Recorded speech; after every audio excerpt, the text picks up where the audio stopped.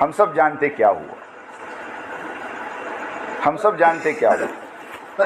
ایسے میرے دوستو، عبادت کا مرکز کعبہ ہے اور دعوت کا مرکز بنگلے والی مسجد بستی نظام الدین ہے۔ اللہ نے 100 سال سے، جیسے بھی ہمارے بھائی بتا رہے ہیں، اس خاندان کو ایک قبولیت دی ہے، اس خاندان کو اللہ نے ایک مقام دیا ہے۔ اس خاندان کا بچہ ولایت کی اعلیٰ سطح پر پیدا ہوتا ہے، پہنچتا نہیں ہے، پیدا ہوتا ہے ولایت کی اعلیٰ سطح پر۔ اللہ جزائے خیر دے۔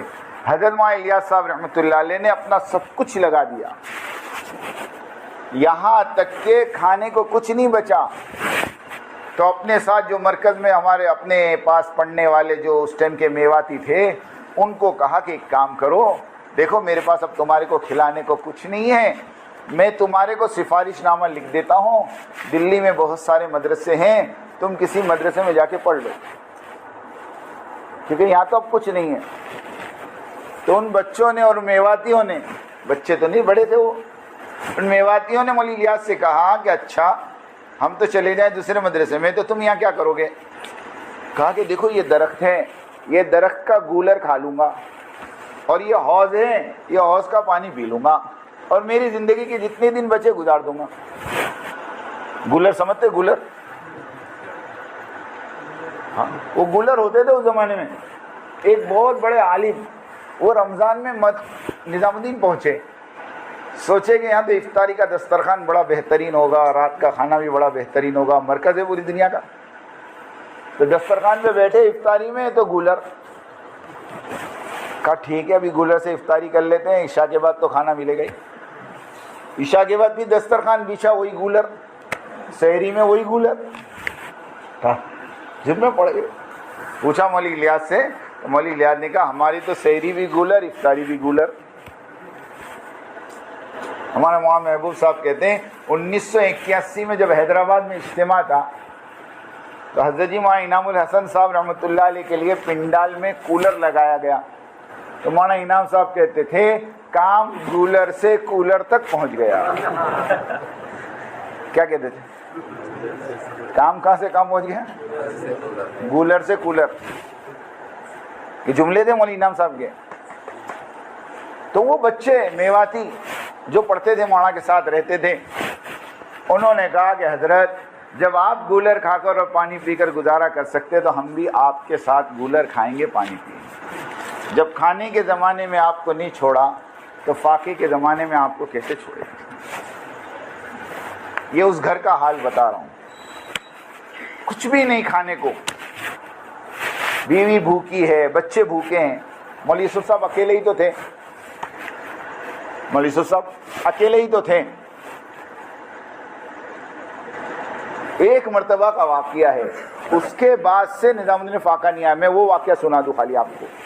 ایک مرتبہ کا واقعہ ہے کہ جماعت کھانا کھائی، ان کو کیا تکلیف ہوگی، جماعت کھانا کھائی، جماعت کھانا کھائی، پلیٹ میں تھوڑا کھانا بچ گیا،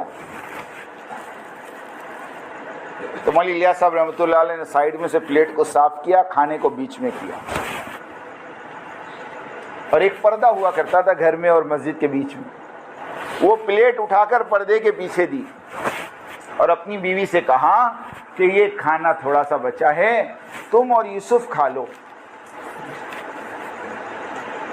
اب وہ پلیٹ اندر گئی، دسترخوان بچھا، پلیٹ رکھی، مولوی یوسف صاحب نے اور ان کی امی نے ہاتھ دھویا، اور جیسے دسترخوان پر بیٹھ کر پہلا نوالا ابھی اٹھایا بھی نہیں تھا، اتنے میں پردے کے پیچھے سے آواز آئی، ارے ایک اور جماعت آ گئی، وہ کھانا واپس کر دو۔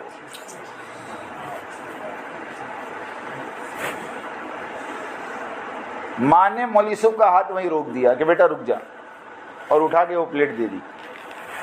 اب بچہ تو بچہ ہوتا ہے نا، مولوی یوسف رونے لگے، مولوی یوسف صاحب چھوٹے سے تھے، رونے لگے۔ مولوی الیاس کو پتہ چلا تو مولوی الیاس صاحب رحمۃ اللہ علیہ کو پتہ نہیں کیا ہوا، وہ اپنے کمرے میں گئے، اور دروازہ اندر سے بند کر دیا، دروازہ اندر سے بند کر دیا، اور 20 منٹ یا آدھا گھنٹہ کچھ اندر کیا معلوم کیا کیا۔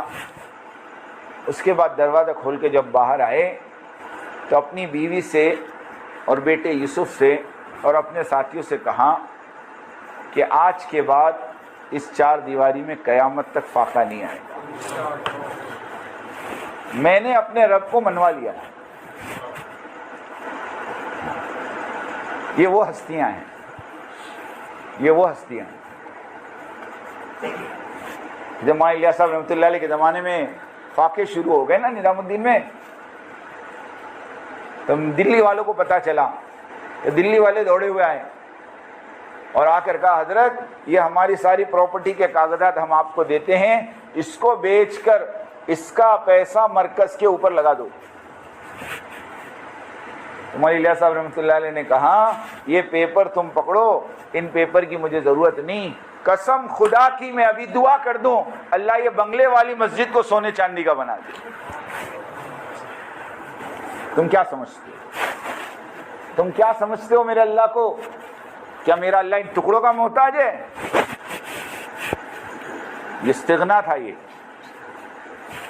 ہاں یہ استغنا تھا۔ حضرت مولانا زکریا صاحب رحمۃ اللہ علیہ کہتے ہیں میں اعتکاف میں تھا اور باہر لڑنے کی آواز آئی زور زور سے، میں گھبرایا کہ کیا ہوا نظام الدین میں باہر آیا تو مولوی یوسف صاحب رحمۃ اللہ علیہ ایک دلی والے کو غصہ کر رہے تھے۔ میں نے پوچھا کیا ہوا، تحقیق کی تو پتا چلا کہ وہ دلی والا بہت بڑی رقم لے کر آیا تھا مولوی یوسف کے پاس، اور آ کر مولوی یوسف صاحب کو کہہ رہا تھا کہ میرا ہدیہ لے لو، اور وہ مولوی الیاس کا بہت قریبی ساتھی تھا۔ تو حضرت مولانا صاحب رحمۃ اللہ علیہ اتنا غصہ اس پر کہ پورا مرکز جمع کر دیا کہ تیری ہمت کیسے ہوئی یہ پیسہ یہاں لانے کی۔ مولانا زکریا صاحب نے پھر مولانا یوسف کو کہا اجی یہ تمہارے ابا کے ساتھیوں میں ہیں اور تمہارے ابا کے زمانے سے آتے ہیں یہاں۔ جب ابا کا نام سنا تو تھوڑے ٹھنڈے پڑ گئے۔ مولانا زکریا صاحب تو بڑے تھے، مولوی یوسف صاحب کے سسرے ہوتے ہیں، مولوی یوسف کو پکڑ کے اندر لے گئے اور وہ جو ساتھی تھے ان سے معافی مانگا، ان کا مزاج تھوڑا گرم ہے، یہ غصہ ہو گئے، معاف کرنا۔ تو وہ جو مالدار آیا تھا اس نے کہا کہ نہیں تمہارے معافی مانگنے سے میرا اتنا اثر نہیں ہوا جتنا اس آدمی کا استغنا دیکھ کر اثر ہوا۔ کتنا بے پرواہ آدمی اور کتنا اپنے آپ کو مال سے دور رکھنے والا آدمی کہ وہ مال بھی واپس لے گیا، اور کہتے موت تک اس آدمی نے تبلیغ میں جان لگائی۔ میں مولوی الیاس صاحب کی بات کر رہا تھا، مولوی الیاس صاحب نے دعا کی کہ فائقہ نہیں آئے گا۔ پھر اللہ نے مولوی الیاس صاحب کو بلا لیا، پھر مولانا یوسف صاحب امیر بنے۔ تو ہم جو کہتے ہیں نا اختلاف تو اس زمانے میں بھی ہوا۔ جب مولانا الیاس صاحب رحمۃ اللہ علیہ کے بعد مولوی یوسف کو امیر بنایا تو مولوی یوسف صاحب تبلیغ میں نہیں لگے تھے، وہ تو اوپر بیٹھ کر کتاب لکھ رہے تھے۔ حضرت مولانا الیاس صاحب رحمۃ اللہ علیہ بار بار اپنے میواتی ساتھیوں کو کہتے تھے جاؤ یوسف کو کہو تبلیغ میں حصہ لیں، مگر وہ پورا دن اوپر کمرے میں بند رہتے تھے۔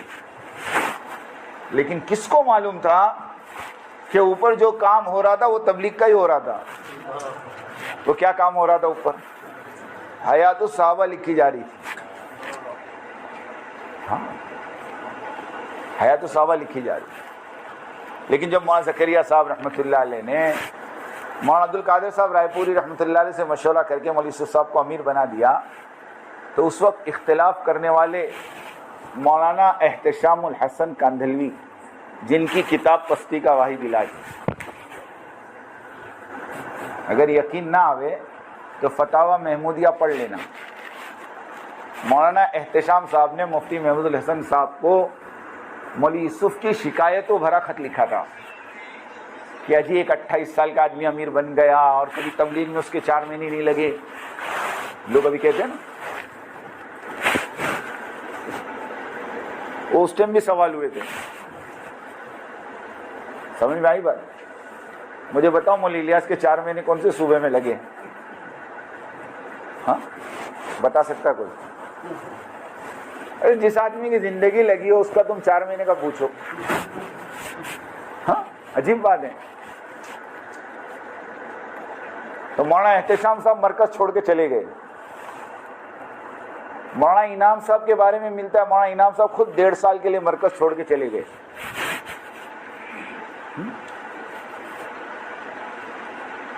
لیکن یہ مخلصین تھے, ان کو اختلاف تھا, مخالفت نہیں تھی.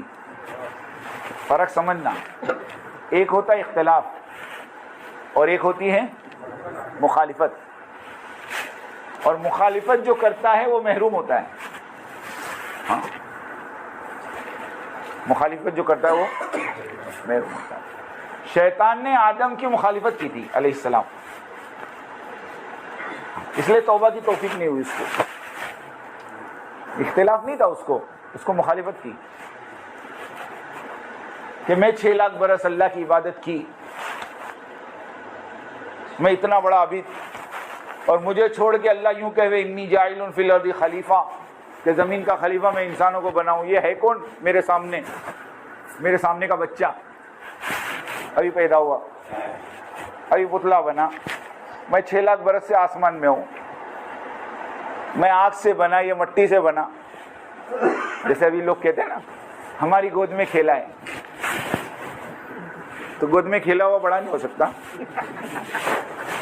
نہیں, سوچنے کی بات ہے نا, ارے سوچنے کی بات ہے. ایک مدرسے کے محتمم صاحب نے مجھے بلایا, سننا, جب اختلاف شروع ہوا مجھے کہا حافظ صاحب ایک بات بتاؤ. میں کہا بولو. کیا مسئلہ ہے؟ انہوں نے ایک دم انجان بن کے پوچھا, جانتے تو سب ہے لیکن وہ مجھے دیکھنا چاہتے تھے کہ کیا جواب دیتا ہے, کہ کیا مسئلہ ہے یہ. میں نے کہا کچھ بھی نہیں. تو کیا بات کرتے رہے, اتنا مسئلہ پوری دنیا میں چل رہا اور تم کہتے کچھ نہیں. میں کہا حضرت ایک بات بولوں؟ بولے ہاں. میں کہا مسئلہ صرف یہ ہے کہ قاری طیب صاحب رحمۃ اللہ علیہ کا جب دیوبند میں انتقال ہوا تو ان کے بیٹے کو دارالعلوم دیوبند میں اہتمام کے لیے بلایا. تو وہ مدرسہ چلاتے تھے حیدرآباد میں, مولانا قاسم نانوتی کے لڑکے. تو انہوں نے کہا کہ چونکہ میں میرا مدرسہ چلا رہا ہوں, یہ مدرسہ چھوڑ نہیں سکتا, البتہ میرا لڑکا ابھی فارغ ہوا ہے, 2 سال ہوئے ہیں, نام طیب ہے, اگر تم کہو تو میں مولوی طیب کو بھیجوں. اب جو دیوبند میں تھے انہوں نے آپس میں مشورہ کیا کہ چلو قاری مولانا قاسم نانوتی کا بیٹا نہیں تو پوتا صحیح ہے, تو نسبت اسی کی, کا ٹھیک ہے بھیجو. اب جب وہ قاری طیب صاحب حیدرآباد سے نکل کر دیوبند پہنچے تو ان کی عمر کتنی تھی معلوم ہے؟ 25 سال. کتنی تھی؟ 55 سال یہ محتمم رہے. کتنے سال؟ جب دیوبند سے 1982 کی 12 جنوری کی رات کو ان کو گھسیٹ کر نکالا گیا, اس وقت ان کی عمر 80 سال کی تھی. تو 25 سال ملتا ہے. 25 سال کی عمر میں نے مولانا کو کہا کہ قاری طیب صاحب محتمم بن گئے دیوبند کے, تو دیوبند کے جو اکابرین تھے, جو بڑے بڑے اساتذہ تھے, اس میں 2 کا نام تو میں ابھی نام بتا دوں آپ کو, علامہ انور شاہ کشمیری رحمۃ اللہ علیہ اور مولانا شبیر عثمانی رحمۃ اللہ علیہ. یہ دونوں دیوبند چھوڑ کر ڈابیل گجرات کے مدرسے میں پڑھانے آ گئے. کیوں؟ کہ یہ بچہ محتمم بن گیا, اب ہم یہاں نہیں رہ سکتے.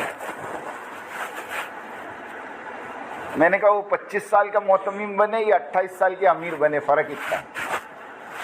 لیکن سامنے والی پارٹی میں فرق اتنا ہے کہ انور شاہ کشمیری رحمۃ اللہ علیہ اور شبیر عثمانی دارالعلوم دیوبند چھوڑ کر ڈابیل جامعہ میں آ کر مدرس بن گئے. انہوں نے دیوبند کے سامنے مدرسہ کھڑا, یہ شرافت تھی ان کی. جب ان کی شرافت تھی تو ان کا کیا تھا وہ آپ سوچ لو.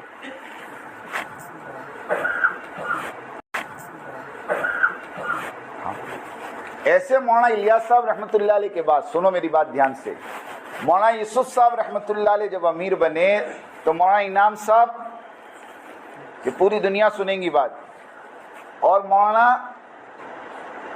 احتشام الحسن صاحب کندلوی دونوں چھوڑ کے چلے گئے. لیکن مولانا یوسف صاحب رحمۃ اللہ علیہ نے سمجھا بجھا کر 1.5 سال کے اندر ان دونوں کو واپس لے کر آ گئے. میں نے پہلے ہی کہا انہوں نے اختلاف کیا تھا اس لیے واپسی آسان تھی، مخالف لوگوں کی واپسی مشکل ہوتی. پھر زمانہ چلا مولانا یوسف صاحب کا، لیکن دشمنیاں پیدا ہو گئی مولانا یوسف صاحب سے. آ تو گئے لیکن دل میں بیچ پڑ گیا.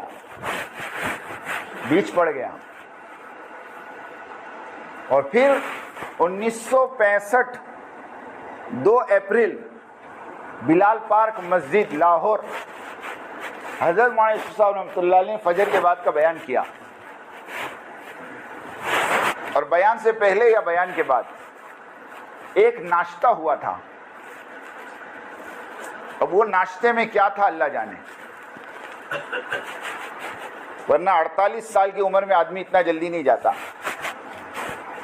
جو پوری دنیا میں سفر کر رہا ہو.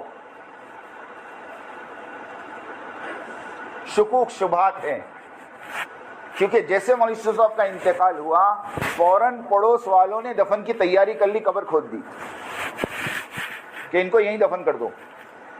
یہ باہر بات نہیں جانی چاہیے. وہ تو اللہ جزائے خیر دے مولانا زکریا صاحب کو، انہوں نے ضد کر کے مولانا یوسف صاحب رحمۃ اللہ علیہ کی لاش کو انڈیا بلوایا کہ نہیں یہ تو نظام الدین دفن ہوں گے، ورنہ کیا چکر تھا وہ اللہ جانے. لیکن بیج وہیں پڑ گیا تھا.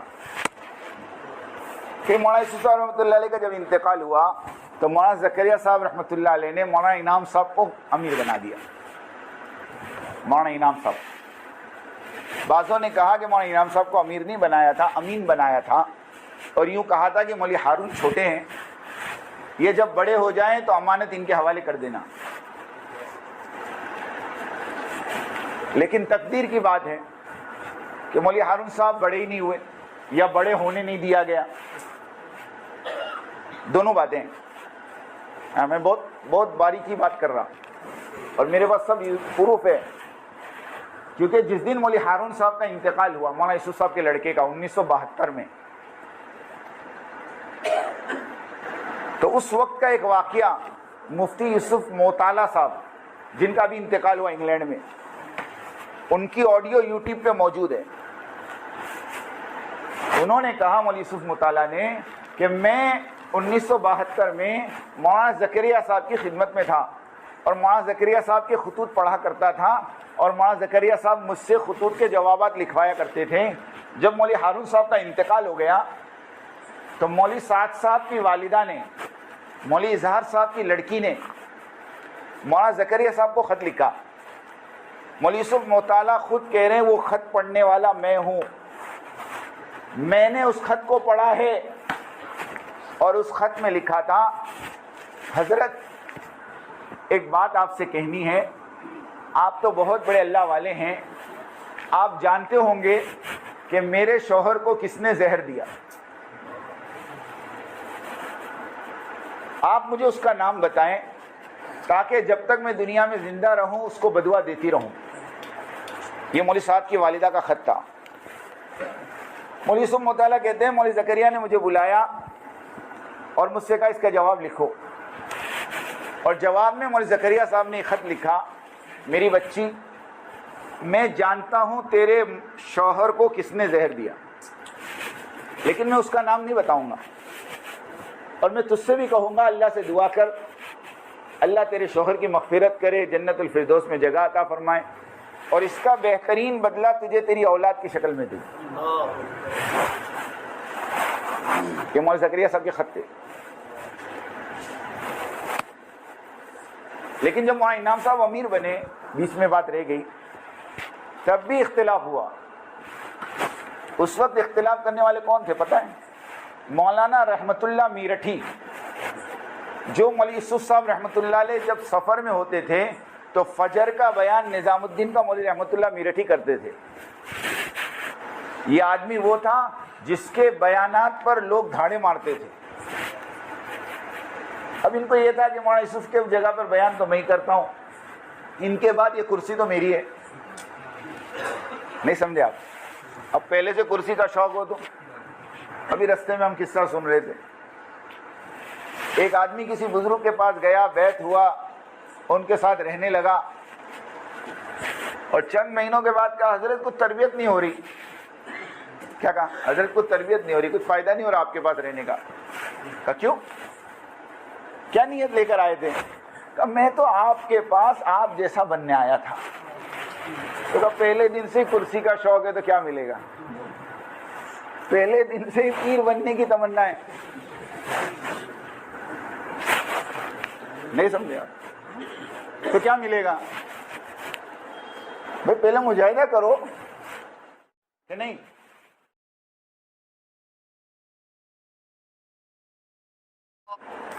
مفتی سمیر صاحب نے مثال دی, ایک بچہ پہلے اسٹوڈنٹ ہوتا ہے نا, اس کے بعد ٹیچر بنتا ہے, اس کے بعد ایگزامینر بنتا ہے.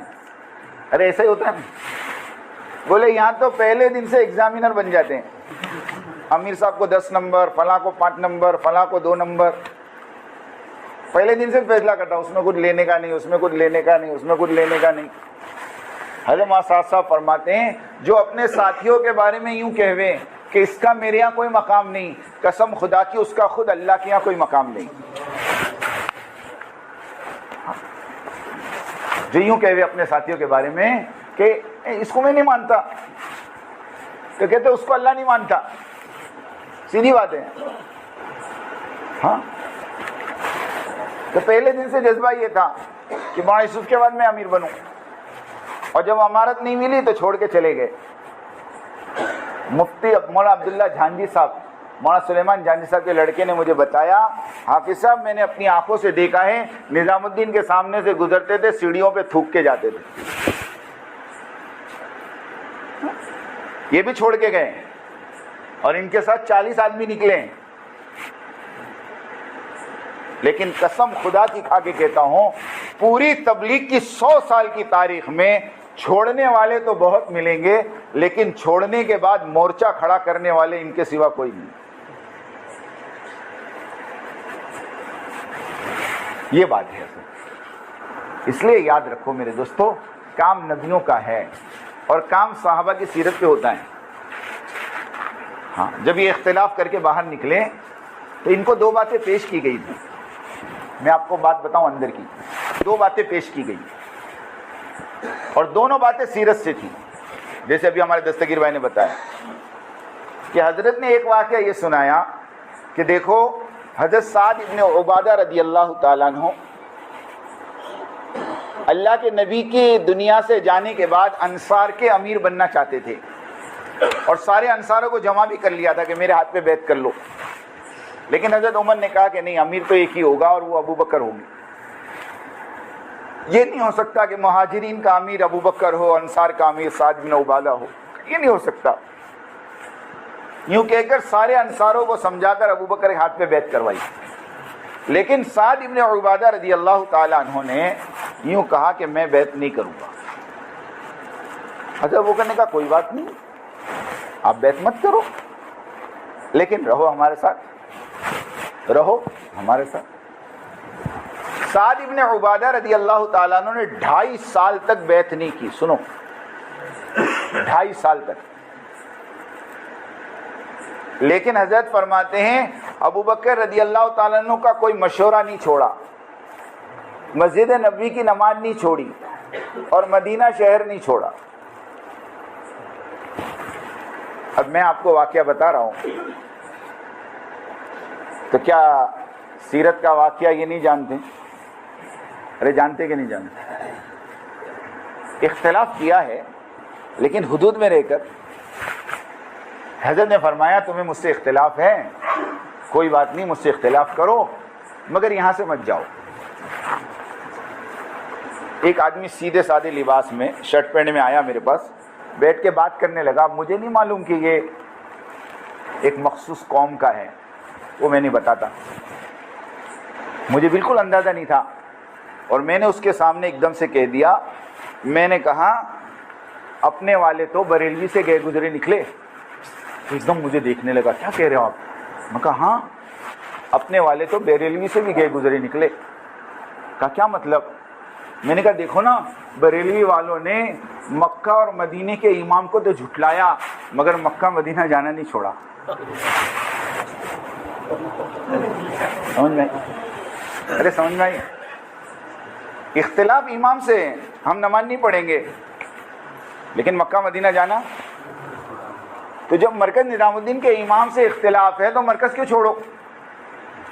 ایک صاحب کہہ رہے تھے ہم تو اکابرین ثلاثہ کے ماننے والے ہیں. میں نے کہا اکابرین ثلاثہ کی قبر پر فاتحہ پڑھنے سے بھی محروم ہیں کہ قبر بھی اندر ہے. قبر بھی کہاں ہے؟ ارے اکابرین ثلاثہ کی قبر کہاں ہے؟ اکابرین ثلاثہ کے ماننے والے قبر پہ فاتحہ پڑھنے سے محروم ہے. بولو دنیا کیا تماشا دیکھ رہی؟ تھوڑی سی عقل ہو تو آدمی کھول دے. سمجھنے کی بات ہے دوست. تو ایک بات تو سعد ابن عبادہ کی سنائی، اور دوسری بات حضرت نے فرمائی کہ حضرت ابو ذر غفاری رضی اللہ تعالیٰ عنہ کو حضرت عثمان غنی سے اختلاف تھا اور بہت لڑائی ہوتی تھی، مشوروں میں، جھگڑوں پر جھگڑے، کیونکہ ابو ذر غفاری شدت پسند آدمی، وہ ذرا بھی چلنے نہیں دیتے تھے. نہیں سمجھے؟ کسی نے ان کو کہا کسی کے پاس 20 دینار ہو تو کتنی زکوٰۃ دینے کا؟ حضرت ابو ذر نے کہا 20.5 دینار. کتنے دینے کا؟ تو 20.5 دینار ہی 20 ہے تو کیا وہ 20 کیوں جمع کیا؟ آدھا دینار اوپر دینے کا جمع کیوں کیا؟ اس کی سزا بولے. اب ایسا مزاج کا آدمی، اور حضرت عثمان غنی کے زمانے میں مال آ رہا ہے تو مسجد کی نوعیت بدل گئی، مسجد کے اندر نقش و نگار ہو گئے. تو ابو ذر غفاری کو اختلاف ہوا، ابو ذر غفاری کو اختلاف ہوا. تو حضرت عثمان غنی رضی اللہ تعالیٰ عنہ نے سارے صحابہ سے مشورہ کیا کہ بھئی اس کا کوئی حل نکالو، یہ روز کے جھگڑے، ارے حل تو نکالنا چاہیے نا. تو حل یہ نکالا کہ ابو ذر غفاری کو بٹھا کر کہا کہ دیکھو ہمارا مشورہ یہ ہے کہ آپ جو ہے مدینے سے باہر ایک جگہ ہے ربضہ، ہم مشورے سے وہ جگہ آپ کے لیے طے کر دیتے ہیں، آپ وہاں جا کے رہو اور اپنی زندگی کے آخری دن وہاں گزار لو. تو ابو ذر چونکہ مخلص تھے نا اور اختلاف تھا، مخالفت نہیں تھی، تو اپنے امیر کی اطاعت کی اور جا کر ربضہ رہنے لگے. آپ لوگ کئی واقعات ربضہ کی پڑھے ہوں گے. وہ واقعہ پڑھا ہوگا کہ ایک غلام رکھا انہوں نے اور پھر وہ اونٹ دوسرا لے کر آیا، ہے نا؟ ارے پڑھا کہ نہیں فضائل اعمال میں؟ اور وہ واقعہ بھی پڑھا ہوگا کہ جب انتقال کا وقت قریب آیا تو اپنی بیوی کو کہا کھانا پکاؤ. تو کہا کس کے لیے؟ کہا ایک جماعت آئے گی جو مجھے دفن کرے گی. تو وہ جنگل میں رہتے تھے، اختلاف تھا ان کو. تو حضرت نے فرمایا کہ اگر تمہیں اختلاف ہے تو تم ہمارے پاس آؤ، ہم مشورے سے کوئی جگہ آپ کے لیے طے کر دیں، آپ وہاں رہ جائیں. ارے بولو سیرت کا فیصلہ تھا نا. اب اتنی بڑی بات سمجھ میں نہیں آ رہی. اب لوگ مجھے کہتے ہیں کہ تم کو زیادہ سمجھ میں آتا ہے کہ ان کو. میں نے کہا ایک بات بول، سیدھی سیدھی بات بول. ایک عالم شیخ الحدیث وہ کعبۃ اللہ کی طرف بیٹھ کے پیشاب کرے اور میرے جیسا جاہل اس کو کہے حضرت قبلہ ہے، تو تیرے جیسا کوئی جاہل وہاں کھڑا ہو کہ تیکو زیادہ سمجھ پڑتی کہ شیخ الحدیث کو. یہ بات تو ہم کو بھی سمجھ پڑتی. ارے اتنی تو ہم کو بھی عقل ہے نا بھائی. ہم یہ نہیں کہہ رہے اختلاف غلط ہے، ہم کہہ رہے ہیں اختلاف کے بعد جو طریقہ ہے وہ غلط ہے. یہ طریقہ نہیں ہوتا اختلاف کا، ورنہ صحابہ میں اختلاف اس سے بڑے ملیں گے. ہاں امام ابو حنیفہ اور امام شافعی کی نماز میں 4 رکعت میں سننا کان کھول کے، فضائل اعمال میں لکھا ہے، میں نہیں بولتا. 4 رکعت میں 200 مسئلے اختلاف والے ملیں گے تمہارے کو. تم تو خالی رفع دین جانتے ہو، آمین بالجہر جانتے ہو. 200 مسئلے. امام حنیفہ رحمۃ اللہ علیہ کہتے ہیں امام کے پیچھے سورہ فاتحہ پڑھنی پڑے گی، اور امام شافعی کہتے ہیں فاتحہ پڑھنا حرام ہے، نہیں پڑھ سکتے آپ. معاف کرنا، امام حنیفہ کہتے ہیں نہیں پڑھ سکتے، امام شافعی کہتے ہیں پڑھنا پڑے گی۔ امام شافعی کیا کہتے ہیں؟ پڑھنا ہی پڑے گی۔ اسی لیے کہ کسی شافعی مسجد میں تم نماز پڑھو گے نا تو ولدالین آمین کے بعد تھوڑی دیر رکتے ہیں اور پھر سورت پڑھتے ہیں۔ کیوں؟ اتنی دیر میں مصلی سورہ فاتحہ پڑھتے ہیں۔ ہاں، امام حنیفہ رحمۃ اللہ علیہ کے نزدیک وضو کو توڑنے والی چیزیں 8 ہیں۔ وضو کو توڑنے والی چیزیں 8 ہیں، اور امام شافعی رحمۃ اللہ علیہ کے نزدیک بیوی کو ہاتھ لگا تو بھی وضو ٹوٹ جائے گا۔ ہاں، قرآن سے ثابت کیا انہوں نے، اولا مستم النساء،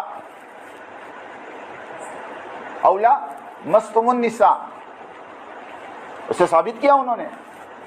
تو ایسا اختلاف تم کو ائمہ میں ملے گا، لیکن آج تک تم نے کبھی اماموں کو لڑتے دیکھا؟ ارے بولو، کبھی مسجد سے نکالتے دیکھا؟ ارے بولو، یہ سنت صرف انہوں نے زندہ کری۔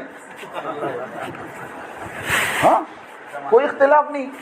امام شافعی رحمۃ اللہ علیہ امام ابو حنیفہ رحمۃ اللہ علیہ کی قبر پر گئے اور وہاں جا کر نماز پڑھی اور نماز میں رفع دین نہیں کیا۔ مریدوں نے کہا حضرت آپ تو رفع دین کے قائل ہیں، اور ابھی جو شیخ یونس جونپوری جو مظاہر العلوم کے شیخ الحدیث ہیں نا، ان کا جملہ میں نے اپنے کانوں سے آڈیو میں سنا۔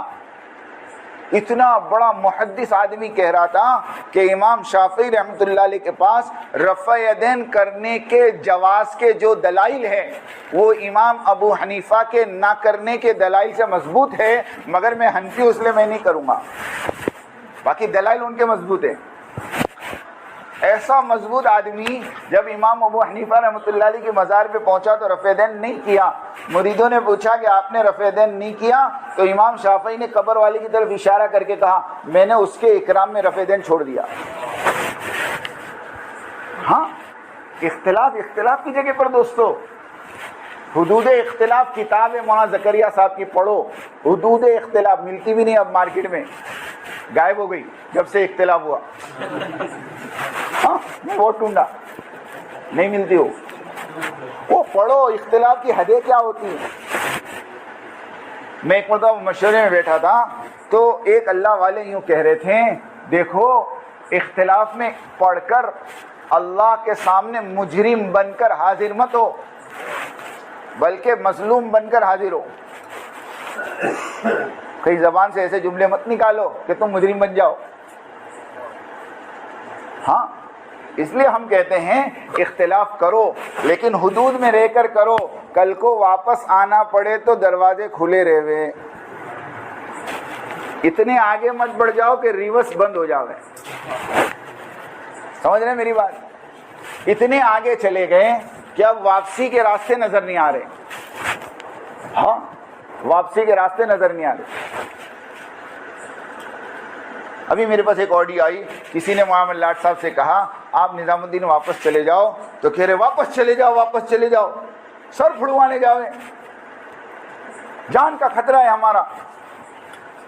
تو حضرت مولانا سعد صاحب نے کہا کہ مولانا یوسف صاحب رحمۃ اللہ علیہ کو 1947 میں یوں ہی کہا تھا کہ جب دیش بٹا تھا، کہا آپ پاکستان چلے جاؤ، نظام الدین میں آپ کی جان کو خطرہ ہے۔ تو مولانا یوسف صاحب رحمۃ اللہ علیہ نے کہا تھا کہ جان سے زیادہ مرکز بچانا فرض ہے۔ کیا بچانا فرض ہے؟ اور اب کیا کہہ رہے لوگ؟ جان بچانا فرض ہے۔ تو پوچھو جان بچانا فرض ہے، مرکز بچانا فرض ہے؟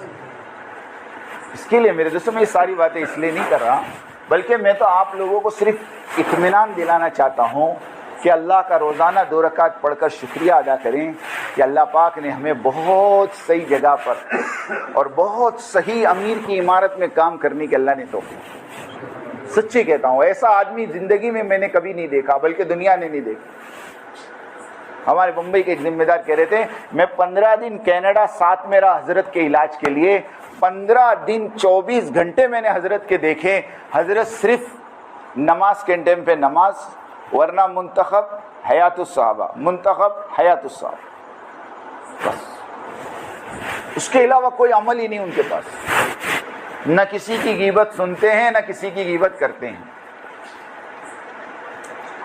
سچی کہتا ہوں، نہ کسی کی غیبت کرو نہ کسی کی غیبت سنو۔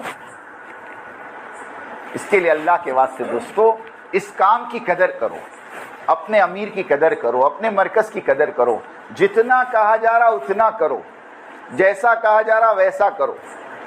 یہ سیرت سے ملے گا آپ کو۔ حضرت حذیفہ کو کہا جاؤ کافروں کے اندر جاسوسی کر کے آؤ، وہ گئے اور دیکھا ابو سفیان تاپ رہا ہے، نکالا تیر اور بٹھایا، اچانک آواز آئی یا دل میں خیال آیا کہ اللہ کے نبی نے یوں کہا کہ حرکت مت کرنا، واپس رکھ دیا۔ لوگوں کو شک ہو گیا کہ ہمارے اندر کوئی جاسوس ہے، سب اپنا اپنا ہاتھ پکڑ لو۔ تو انہوں نے بازو والے کا ہاتھ پکڑ لیا، اے تو کون؟ ارے بولے میرے کو نہیں پہچانتا، ان کو کوئی پوچھے اس سے پہلے دوسرے کو پوچھے۔ اور پھر واپس آئے تو راستے میں فرشتے ملے، کہا تمہارے سردار کو کہنا دشمنوں کا انتظام ہو گیا۔ علماء لکھتے ہیں کہ یہ کام کا اصول ہے، جتنا کہوے اتنا کرو، جیسا کہوے ہاں۔ حضرت مولانا انعام صاحب رحمۃ اللہ علیہ کے خادم تھے مولانا احمد لاٹ صاحب۔ ایک مرتبہ مولانا احمد لاٹ صاحب کو یوں کہا جاؤ اوپر دیکھ کر آؤ مولانا عمر صاحب کیا کر رہے ہیں۔ خود مولانا احمد لاٹ صاحب نے قصہ سنایا۔ تو مولانا احمد لاٹ صاحب اوپر گئے، دروازہ کھٹکھٹایا تو دروازہ کھلا تھا۔ مولانا عمر صاحب نے کہا اندر آ جاؤ۔ کون؟ مولانا کہتے میں دروازہ کھل کے اندر گیا تو میں نے دیکھا مولانا عمر صاحب قرآن پڑھ رہے ہیں۔ اب میں نے وہاں کھڑے کھڑے سوچا کہ حضرت نے دیکھنے بھیجا ہے، کچھ کام تو ہوگا کہ نہیں ہوگا۔ تو کہا میں نے ایک دم سے مولانا عمر صاحب سے کہا حضرت بلا رہے ہیں، حضرت جی بلا رہے ہیں۔ مولانا عمر صاحب نے اپنا قرآن بند کیا اور مولانا احمد لاٹ صاحب کا ہاتھ پکڑ کے نیچے آ گئے اور نیچے کمرے میں گئے۔ جب کمرے میں گئے اور مولانا انعام صاحب سے کہا حضرت فرمائیے کچھ کام تھا آپ نے بلایا؟ کہا میں نے تو نہیں بلایا۔ کہا آپ نے نہیں بلایا؟ ہاں میں نے تو نہیں بلایا۔ کون آیا تھا آپ کے پاس؟ تو کہا وہ احمد لاٹ تھے، وہ کہہ رہے آپ نے بلایا۔ کہا اچھا احمد لاٹ بلایا آپ کو، ایک کام کرو آپ جاؤ احمد لاٹ کو اندر بھیجو۔ جب وہ ایک دم کم عمر تھی مولانا کی، 1965 کی بات، فارغ ہو کر آئے تھے 1962 میں، تو مولانا احمد لاٹ صاحب کو اندر بلایا اور حضرت نے اپنے سامنے بٹھا کر کہا مولوی صاحب تبلیغ کا اصول یاد رکھو، جتنا کہے اتنا کرو، جیسا کہے ویسا کرو۔ تم کو کہا دیکھ کر آؤ تو دیکھ کے آنے کہا، بلانے کس نے بولا؟ بلانا ہوتا پھر میں بھیجتا۔ اپنے دماغ کے گھوڑے مت دوڑاؤ۔ سنو اس وقت نظام الدین سے جو بات کہی جا رہی وہ کرو تو تمہاری ترقی ہے، اس سے ہٹ کر ترقی ہو ہی نہیں سکتی، اس سے ہٹ کر ترقی ہو ہی نہیں سکتی۔ ہاں لوگ تم کو گمراہ کریں گے، یہ نہج نہیں ہے وہ نہج نہیں ہے۔ میاں جی محراب صاحب رحمۃ اللہ علیہ کا جملہ ان کو سناؤ، جو تم کو کہوے نا نہج نہیں ہے، اس کو میاں جی محراب صاحب کا جملہ سناؤ۔ میاں جی محراب صاحب رحمۃ اللہ علیہ فرمایا کرتے تھے بنگلے والی مسجد کے ممبر سے جس زمانے میں جو بات کہی جائے وہ اس زمانے کا نہج ہوگا۔ بات ختم ہو گئی۔ کیا کہا؟ بنگلے والی مسجد کی مرکز سے جس زمانے میں جو اصول بتایا جاوے وہ اس زمانے کا نہج ہوگا۔ اس زمانے کا نہج یہ ہے، نہیں سمجھا کہ مسجد کی آبادی اور ایک دن فضائل اور ایک دن منتخب کی تعلیم، گھروں کے اندر قرآن کے حلقے، اس میں ہمیں کوئی اختلاف نہیں ہونا چاہیے۔ یہ سب عہد کرو انشاءاللہ کریں گے، کریں گے سب، اس میں کوئی اختلاف نہیں ہے۔ ہاں ایک صاحب نے مجھے کہہ رہے تھے وہ ایک ہی کتاب تھی اچھی خاصی، یہ دوسری کتاب شروع کر دی، کتنا انتشار ہے نا دنیا میں۔ میں نے کہا ٹھیک ہے، آپ کو کس نے کہا ایک تھی؟ تو کہ ایک ہی تو تھی۔ میں نے کہا ایک تھوڑی تھی، حضرت مولانا الیاس صاحب رحمۃ اللہ علیہ کے زمانے میں 5 کتاب تھی۔ کہ ہاں 5 تھی؟ میں کہا ہاں 5 تھی۔ کون سی؟ میں کہا سن، ایک حکایت صحابہ تھی، ایک فضائل نماز تھی، ایک فضائل تبلیغ تھی، ایک فضائل ذکر تھا اور ایک فضائل قرآن تھا۔ کتنی کتاب ہوئی؟ 5 تھی نا۔ اس کے بعد فضائل صدقات کب لکھی گئی؟ میں دلیل دوں، فضائل صدقات کا آخری صفحہ جہاں فضائل صدقات ختم ہوتی ہے نا، اس پہ لکھا ہے الحمدللہ یہ کتاب سن 1949 میں پوری ہوئی، 1949 میں فضائل صدقات اور فضائل حج لکھی گئی. اب مولانا الیاس صاحب کا انتقال تو 44 میں ہو گیا تھا، 44 میں ہو گیا تھا نا. کتاب کب لکھی؟ 5 سال کے. تو فضائل صدقات کو تعلیم میں کس نے شامل کیا؟ مولانا یوسف صاحب نے شامل کیا. تو 5 سے 2 ہو گئی، کتنی ہو گئی پھر میں نے کہا مولانا انعام صاحب کا زمانہ آیا تو مولانا انعام صاحب نے پستی کا واحد علاج ایک نام کی کتاب مولانا احتشام صاحب کی اس کو جوڑ دی، کتنی ہو گئی؟ اب مولانا الیاس کے زمانے میں 5، مولانا یوسف صاحب کے زمانے میں 7، مولانا انعام صاحب کے زمانے میں 8. ہر زمانے میں ایک ایک بڑی نا. تو ابھی بڑی تو تمہارے پیٹ میں کائے کو دکھا؟ بولو بولو تو ایک ہے نا. میں کہا میں 7 میں بائنڈنگ کر دیتا، منتخب بھی فضائل اعمال اتنی موٹی ہوتی، ایک پڑھو نا، 2 کائے کو پڑھتے. تو تم 7 کتاب 7 میں بائنڈنگ کرو. دنیا کو ایک کتاب ایک. ہم کیا بیوقوف ہے؟ میں نے میری آنکھوں سے 1995 میں اور 94 میں جب میرا شروع کا وقت تھا، ہمارے والد صاحب کے پاس تبلیغی نصاب کر کے کتاب دیکھی. فضائل اعمال کے الگ رسالے ہوتے تھے، فضائل ذکر کے الگ ہوتے تھے کہ نہیں؟ اس زمانے میں 2 روپے کے ملتے تھے، 1.5 روپے کا، 2 روپے کا. یہ تو زبردستی کی ایک بات ہے. بغیر مشورے کے مجھے یہ بتاؤ مشورے کا اصول کیا؟ مشورے کا اصول کیا؟ کہ مشورے کا اصول یہ ہے کہ آپ مشورے میں بیٹھ کے رائے دے دو، اور رائے دینے کے بعد امیر اگر تمہاری رائے کے خلاف فیصلہ کر دے تو تمہارے ماننا کہ نہیں ماننا؟ کہ نہیں ماننا؟ اچھا امیر قلت رائے کثرت رائے کا پابند ہے کیا؟ ہاں، بلکہ میرے کو تو یہ اصول سکھایا گیا بچپن میں کہ تمہاری رائے پر فیصلہ ہو جائے تو ڈرو، اور تمہاری رائے پر فیصلہ نہ ہو تو خوش ہو جاؤ. ارے صحیح ہے کہ نہیں؟ اب مشورے میں بیٹھے ہیں، 4 آدمی نے کہا کتاب نہیں چلنی چاہیے اور 5 نے کہا چلنی چاہیے. اب امیر نے فیصلہ کر دیا کہ چلے گی. اب وہ 4 کہے نہیں ہم نے تو نہ بولا تھا، کہیں کو چلائے.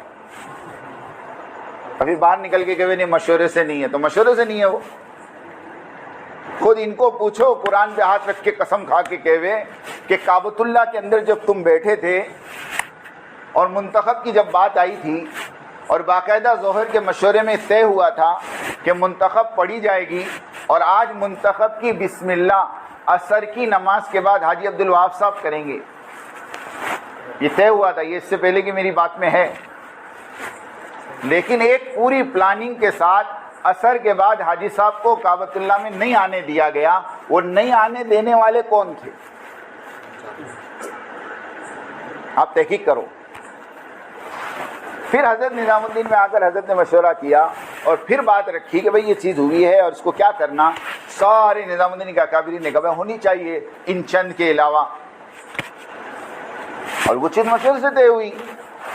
تب جا کر حضرت نے کھلے عام جو سب سے پہلا اعلان کیا 2006 کے مالیگاؤں کا اجتماع، آپ کو یاد ہو، اس میں اسٹیج کے اوپر سے حضرت نے کہا تھا کہ منتخب عمومی تعلیم میں پڑھی جائے گی،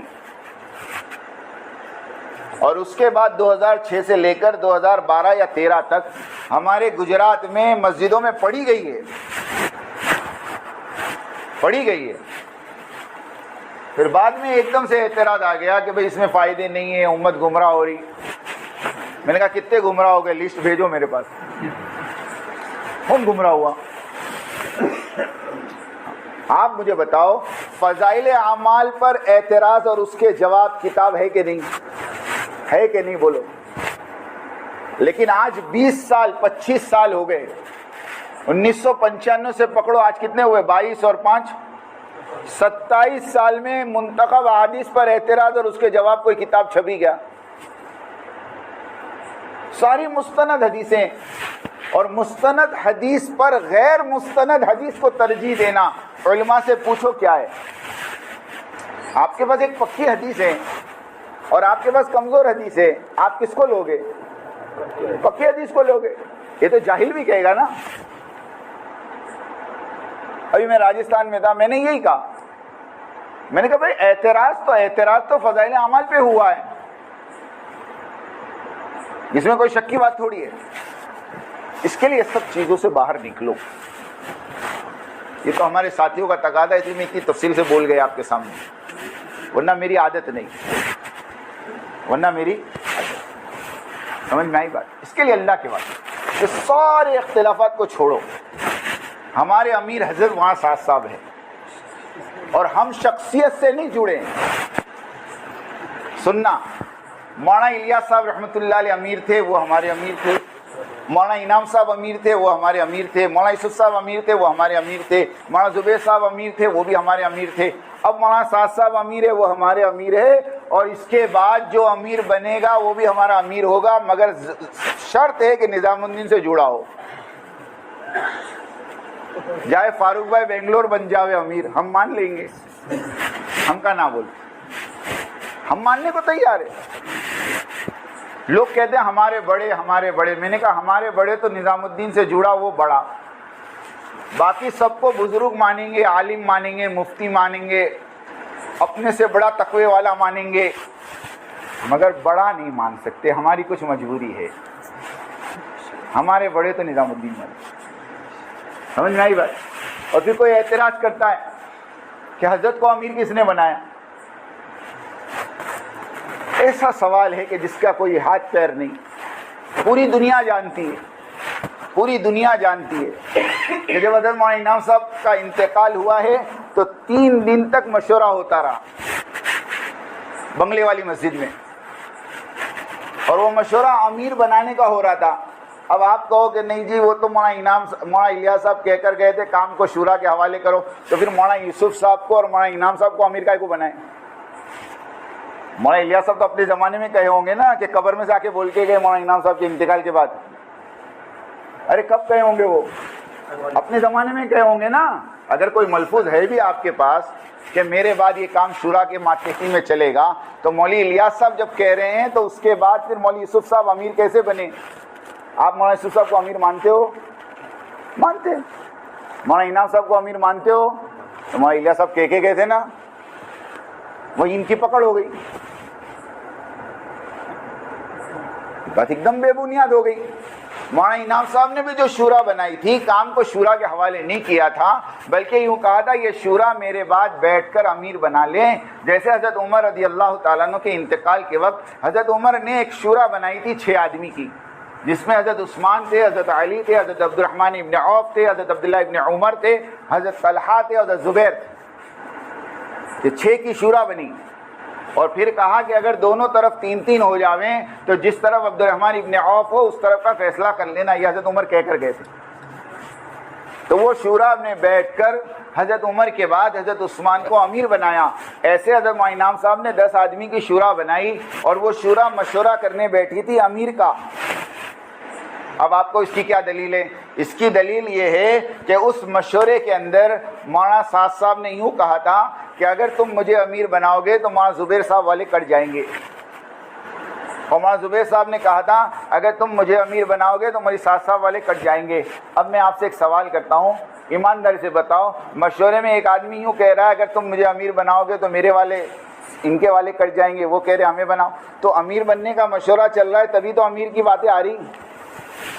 اگر شورا کے حوالے تھا تو کرنے کی کیا ضرورت تھی 3 دن تک ناٹک. آخر میں 13 محرم، سنو، 13 محرم، 10 محرم کو حضرت جی کا انتقال ہوا. 13 محرم کو نظام الدین میں جو کرسی ہے نا، کرسی، ہاں، وہاں پر کھڑے ہو کر حضرت میاں جی مہراج صاحب رحمۃ اللہ علیہ کمرے میں سے نکلے اور آ کر کہا کہ ہماری ساری شورا کے مشورے سے اب یہ کام 3 لوگوں کے حوالے ہوا ہے، اور 3 لوگ اس کام کو لے کر چلیں گے. اس میں ایک مولانا اظہار صاحب، ایک مولانا انعام صاحب، مولانا زبیر صاحب اور ایک مولانا سعد صاحب. یہ تینوں کے حوالے کام ہو گیا. جب مولانا اظہار کا انتقال ہو گیا تو مولانا سعد اور مولانا زبیر صاحب کام لے کر چلتے رہے. اب مولانا زبیر صاحب کا انتقال ہو گیا تو کون بچا؟